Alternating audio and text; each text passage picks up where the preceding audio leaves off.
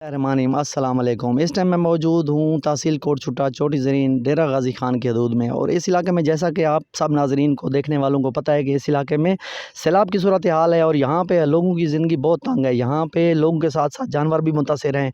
घर की खुराक जो इंसानों के लिए थी वो भी ख़त्म हो चुकी है। उसके लिए लोग पूरे पाकिस्तान और पूरी दुनिया से मदद कर रहे हैं और उनका हम शुक्रिया भी अदा करते हैं। और इस इलाके में जानवरों के साथ साथ इंसानों के साथ साथ जानवर भी मुतासिर हुए हैं। बहुत से लोग आके इंसानों की तो मदद कर रहे हैं मगर बेज़ुबान जो जानवर हैं ना उनकी हालत भी सख्त कशीदा है इस वक्त। और यहाँ पे आपको हम बहुत से मनाज़र इस वीडियो के ज़रिए और बहुत से मीडिया के ज़रिए आप लोग देखते रहते हैं, मगर बहुत से ऐसे हालात हैं जिनका हम किसी भी ज़रिए से आप लोगों को दिखाने में कामयाब नहीं हो पा रहे, क्योंकि यहाँ पे पानी अभी खड़ा है, उससे बदबू पैदा हो रही है, उसका कोई भी हल नहीं है।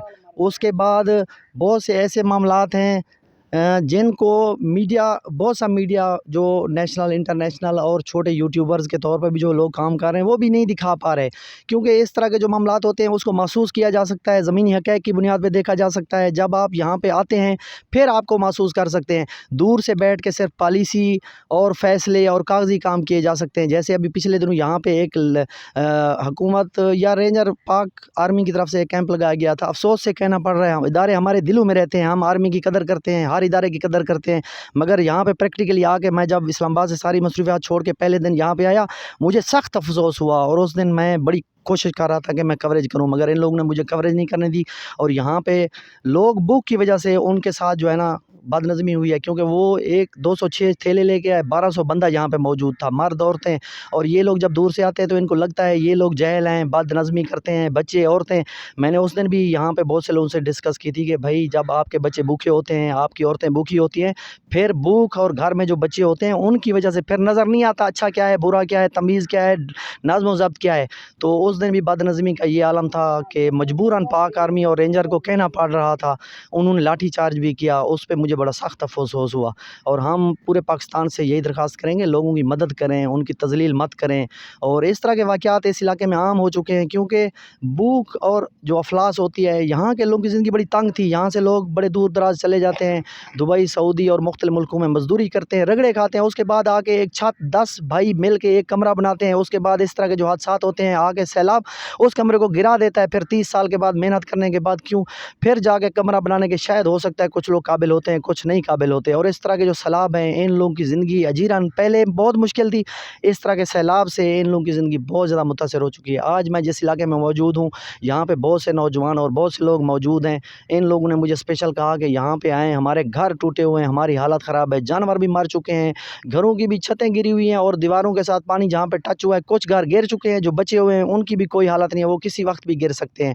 मगर मैंने यहाँ पे कुछ चीज़ें ऐसी देखी हैं, ये लोग फैमिलियों के हवाले से पर्दे का बंदोबस्त करते हैं। उसके बाद जो भी लोग हैं वो मीडिया पे आके बात नहीं करना चाहते। वो बलोच और खोसा फैमिली के लोग यहाँ पे रहते हैं। उनका ये होता है कि भाई हम लोग अगर मरते हैं भूख से मर जाएँ, मगर ये है कि हम जब मीडिया पे बोलेंगे कि हमारा ये नुकसान हो चुका है, हमें इमदाद चाहिए, ये बेइज़्ज़ती है। और इस बेइज़्ज़ती की वजह से ये लोग 70 सालों से पहले भी रगड़े खाते रहे हैं, अभी भी जो हालात हैं, अल्लाह ताला हमारे हाल पे रहम करे। आज मैं पूरी कोशिश करूँगा कि मुख्तलिफ़ लोगों से उनके नज़रियात जानूँ और आपको कुछ मनाज़िर यहाँ पे मैं दिखाऊँ कि यहाँ पे क्या हालात हैं। आप मेरे पीछे देखते हैं, ये बहुत से लोग लड़के ये मौजूद हैं, किसी की जूती नहीं है, किसी के कपड़े नहीं हैं, किसी के कपड़े फटे हुए हैं। आपको भी वीडियो में नज़र आ रहा होगा। ये खुशी से इस तरह के हालात में नहीं होते, इनकी मजबूरियाँ हैं। इनका मुस्तकिल आमदनी 1 टके की भी नहीं है, 1000 की भी नहीं है।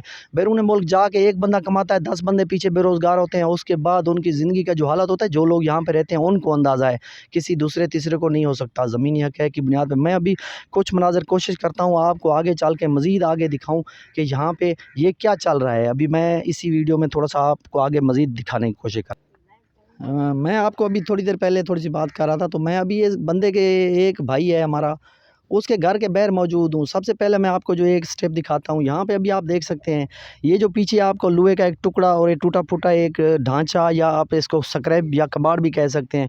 मगर आप देखने वालों को ऐसे लगेगा ये कबाड़ है, मगर ये इनकी पूरी ज़िंदगी की जमा पूँजी थी। अब यहाँ पे इनके लिए खुराक थी, जो इंसान इस्तेमाल करते हैं, उसके साथ-साथ ये परिंदों के लिए भी इस्तेमाल करते हैं, जानवरों के लिए।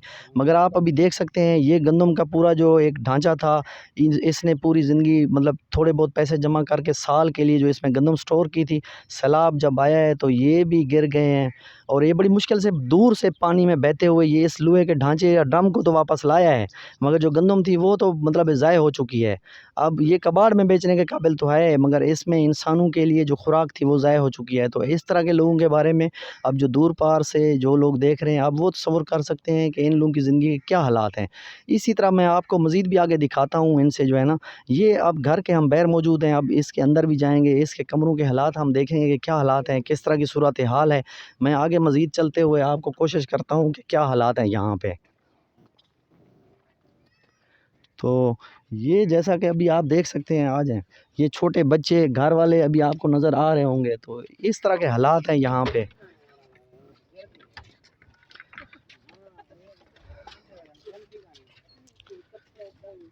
तो अभी मैं कैमरामैन से यही कहूँगा कि इस कैमरे को इस तरह आप थोड़ा-थोड़ा घुमाएँ, ताकि इस हवेली का, इस घर का, जिसको हम हवेली का नाम देते हैं, मगर इसके हालात इस तरह के हैं कि इसमें अभी इंसानों के रहने के काबिल कोई मंज़र नहीं रह गया। अभी आप इसको थोड़ा-सा दिखाएँ और ये यहाँ पे नज़र आए कि क्या हालात हैं यहाँ पे। और ये अभी आप देख सकते हैं कि ये सारे परिंदे बैठे हुए हैं, और दूसरा ये इसमें सारे कमरों का टूटी-फूटी हालत जो बनी हुई है।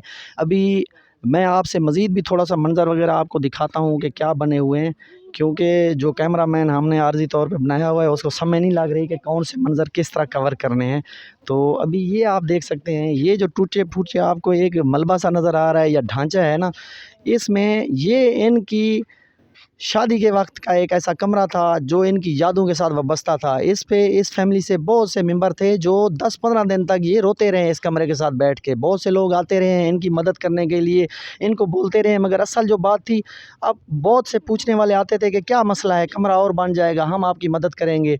तो इनका यही एक ही कहना था, बार-बार यही कहते थे, ये कमरा हमारी ज़िंदगी का सरमाया था, उसके बाद इसके साथ हमारी यादें थीं, इसके साथ जो अभी दोबारा कमरा तो बन जाएगा, मगर हमारी जो यादें और ये जो हमारी एक यादगार और ज़िंदगी का मामला था वो वापस तो नहीं आएगा। तो अभी आप ये देख सकते हैं यहाँ पे ये कमरे का एक मलबा सा पड़ा हुआ है। अब ये पूरा सिस्टम एक खंडर का सिस्टम बना हुआ है यहाँ पे। अब इसमें अब आपको मैं मज़ीद थोड़ा-सा दिखाता हूँ, अगर आप देख पाएँ यहाँ पे। तो इसमें अभी यहाँ पे आपको मैं दिखाऊं कि ये आप अगर देखें तो ये कमरा टूटा हुआ है, इसके अंदर जो सामान था वो पानी में तकरीबन चला गया था। अभी इस मकान के अंदर से बहुत सा पानी, कुछ ख़त्म खुश्क हो चुका है, कुछ बचा हुआ है। उसके बाद अभी आप ये देख सकते हैं, इस मकान में ये एक पानी का पंप है, जिसको आप अपर पंजाब या इस्लामाबाद में हमारे बदनसीबी से जो फ़ैसला साज बैठे हैं, जिनको ज़िंदगी का अंदाज़ा नहीं है कि यहाँ पे ज़िंदगी किस तरह गुज़रती है, तो आपको मैं यही दिखाने की कोशिश करता हूँ। ये जो आप अभी देख रहे हैं, ये ऐसे पानी का पंप है जो ये लोग पीते भी हैं, इससे कपड़े भी धोते हैं, पूरा सिस्टम इससे चलाते हैं। मगर बदनसीबी से ये भी अभी इनमें भी जो पानी आ रहा है वो सैलाब की वजह से इस तरह ख़तरनाक आ रहा है कि जिससे हैज़ा, वबा और बहुत सी बीमारियां यहाँ पे फैल रही हैं। और इसमें अभी आप नीचे ये देख सकते हैं, कपड़े, सामान इस तरह पड़ा हुआ है। तो ये जो नल का हम आम लफ्ज़ में कहते हैं, पंप भी कहते हैं, तो ये इनकी ज़िंदगी के जीने का एक ज़रिया होता है। मगर इसकी भी हालत आप देख सकते हैं, अभी इसमें भी पानी जो आ रहा है वो केमिकल और जहरीला आ रहा है। और अभी इसमें आप मज़ीद देख सकते हैं, ये अभी यहाँ पे इस जगह पे पानी मज़ीद खड़ा हुआ है, और इस साइड पे मज़ीद आप जो भी मंज़र वगैरह देख रहे हैं तो आपको ये थोड़ा बहुत नज़र आ रहे होंगे। तो उसके बाद मैं अभी आपको दिखाता हूँ कि इस सारे सिस्टम में घूम फिर के अभी जो बात रह गई है ना, अब बहुत से दोस्तों, रिश्तेदारों और बहुत से मुखय्यर हज़ारात के ताउन से एक टूटा-फूटा, इसने पता नहीं कर्ज़ा लिया है किसी से, अभी ये बार-बार ये कोशिश कर रहा है कि यार कोई मुखय्यर हज़रात से हमारी अपील करें कि वो हमारे लिए कोई थोड़ा बहुत टूटा-फूटा कमरा बना दें, कोई दीवार बना दें, कोई पंप वगैरह के हवाले से। मगर हमारी बदनसीबी ये है कि जनूबी पंजाब को पाकिस्तान का हिस्सा ही नहीं समझा जाता। अगर इसको हिस्सा समझा जाता तो आज तक हमारी ये हालत ना होती रोज़गार की और हम लोगों की, और यहाँ पे जो भी मामलात हैं उसके लिए अपर पंजाब या इस्लामाबाद वालों को अंदाज़ा ही नहीं है कि यहाँ पे ज़िंदगी किस तरह गुज़रती है और ये लोग किस तरह ज़िंदा रह रहे हैं। अभी ये आप मेरे पीछे जो देख रहे हैं ना, मैं ख़ुद इस्लामाबाद में रहा हूँ, अपर पंजाब में मैंने देखा है इस तरह का माहौल। और ये छोटा सा जो कमरा आपको नज़र आ रहा है, वहाँ पे इस तरह के कमरे में मुर्गियाँ हम लोग रखना, वहाँ पे बहुत से जो लोग रहते हैं वो पसंद नहीं करते। मगर यहाँ पे इन लोग की फैमिली, ये मियाँ बीवी और ये सारे बंदे इस कमरे में रहते हैं। और अभी इसी भाई की ज़बान ही मैं कोशिश करूँगा, क्योंकि यहाँ पे ये लोग सराइकी ज़बान बोलते हैं, तो ये हमारी मादरी ज़बान भी है, यहाँ के इलाके की ज़बान भी है, मगर जो फ़ैसला साज़ हैं और जो लोग फ़ंड और मुखिया हज़रात हैं, उनकी रहनुमाई के लिए मैं कोशिश करूँगा कि इनसे बात करूँ, और उर्दू में मैं ट्रांसलेशन करने की भी कोशिश करूँगा कि ताकि आप लोगों तक आवाज़ आए और इनके मसले मसाइल के हवाले से कि क्या मसले मसाइल हैं। तो आप अपने इस घर के बारे में या इस चीज़ों के बारे में थोड़ा सा बताएं, बोलें, भले अपनी ज़बान में बोलें या जिस ज़बान में भी बोलें। मकान इतना सियासतदान कोई बंदा नहीं आता, सियासतदान कोई बंदा नहीं आता, ना पुछते गरीबे दी, ना कशे मोए प्यो बच्चे प्यो। रात 12 बजे पानी आए, अज मैं बाल बच्चे कट्ठे में डू पहाड़ों खड़न है कहीं छेगी थे 60-70 हज़ार का एक छेगी थे। दाणन जरे खत्म थी गन, मकान ढह गन, सारा कुछ चिटके दे प्यो थे, ना इतना तंबू मिलते, ना कशे मिलती है, कुछ नहीं मिलता। कोई सियासतदान एरे नहीं आता, कोई हुकूमत का बंदा नहीं आता, कशे ना गरीबें दी सुनता कोई नहीं। भाई मकान डठे पर मोए पर बंदे जींदे न, क्या है क्या नहीं, कोई अंता कोई नहीं। मैं रोल न लाए, मैं रोल न फिरे तो बल्ले के दाणन खत्म थी गन, हर शय खत्म थी के, कोई ना पुछते ना अंते, कोई समझ का नहीं। ये मकान सामने डठे पन, सारा कुछ सामने आया पे, अपील है कोई मदद थी वे मेहरबानी ना थी वे मेहरबानी। अच्छा, अभी इस इलाके में पानी आया है, पूरे इलाके को नुकसान पहुंचाया है, तो मैं भी इस इलाके में घूमता रहा हूं। जो मुझे महसूस हुआ है कि इस इलाके में 2-3 बातें मुझे नज़र आई हैं। एक गवर्नमेंट की लापरवाही की वजह से नाला जो मुकम्मल नहीं है। आप इसके बारे में क्या कहेंगे कि ये एक फूड सेंटर था जिसने नुकसान पहुंचाया, उसकी वजह से पानी को कट नहीं लगा, और यहाँ पे मछली के तालाब बने हुए हैं, पीछे से पानी का रास्ता नहीं है। तो ये अगर इस दफ़ा तो जो हुआ है, आप लोग यहाँ के रहने वाले क्या कहेंगे कि हुकूमत को चाहिए कि कोई रास्ता सिस्टम वो बनाए ताकि अभी सैलाब के हवाले से बचाव किया जा सके। तो आप और मज़ीद अपने इज़हार करें कि कमरे के हवाले से, मतलब आप कमरे बोलें, जो आपके हवेली दिल में हर आता शय है आप खत्म थी बोलें। गई, सारा को खत्म थी गए। हुकूमत है को आपने फूड को बचे न रह गए, उनको अमाम थी का नहीं ना अमाम थी सुनते ना कशे वासला ला वाला यूँ पूरा महीना सा कोशिश की भाई पानी का रास्ता लो कशे का ना जानवर बचे ना कशे बचिए, कोई हुकूमत सुनती ना। ऐसा फूड बचे न पियो, उनको अमाम थी का नहीं, उनको अपने फूड ताने दी लगी पियाई, अपना वो बचे न रह गन। अजन तक पानी मजीद खड़े था, सारा को खड़े था। मकान तले डटे पर ना हूँ स्याला महीना ना बनता न उतो स्याला के ना योला पैसा है ना सगलो बन सकता। कोई मेहरबानी थी वे देखन चेक करन सुनन। जानवर खत्म थी गन, हर शय खत्म थी गए। डू खड़न एक कहीं छेकी दे एक मर गए, बाले कुट दे रहे दाणन जाए खड़न, हर शय जो दाणे जाए खड़न ते एक लोग छेकी दे पत्ता का नहीं जाए करो पुतु कोई ना डसे दे ना कशे एक मर गए।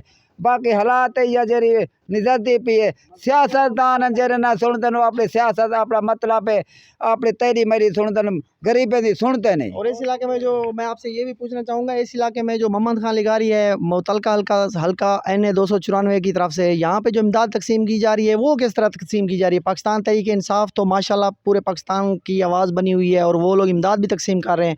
तो इस इलाके में जो मैंने सुना है यहाँ पे कुछ लड़के हैं वो अपनी मर्जी मनमानी और इस तरह वो अपनी मर्जी, उसके बारे वो में आप क्या अपनी कहेंगे? मर्जी मोहम्मद खान को समान अंदर है कि वो तय को मैं को देंदा रह के अपनी सियासत दे उन्हें अपने मतलब न लेते होता समान गरीबे दी उन्हें बात नहीं पूछी जिता जिता